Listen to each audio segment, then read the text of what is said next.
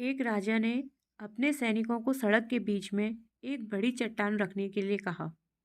चट्टान को बीच सड़क में रखवाकर राजा ने अपने सैनिकों से छुपकर उस चट्टान पर नजर रखने के लिए कहा कि देखना उस चट्टान को रास्ते से कौन हटाता है।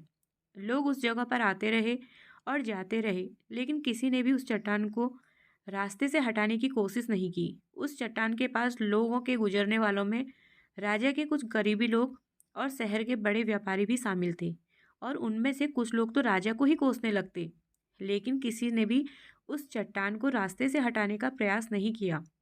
ऐसा काफी दिनों तक चलता रहा। एक दिन एक किसान अपनी सब्जियों के साथ उधर से गुजर रहा था। उसने चट्टान को रास्ते में पड़े देखा और सोचा कि सबको इस चट्टान की वजह से कितनी तकलीफ हो रही है। उसने अपनी मजबूत लाठी से उस चट्टान को एक तरफ धकेलने की कोशिश शुरू कर दी। काफ़ी कोशिश के बाद वह उसे सड़क से हटाने में कामयाब हो गया। चट्टान रास्ते से हटाने के बाद किसान अपनी सब्जियों को उठाकर जाने ही वाला था कि अचानक उसकी नज़र एक पोटली पर गई, जो ठीक उसी जगह पर पड़ी थी जहाँ से उसने वह चट्टान हटाई थी।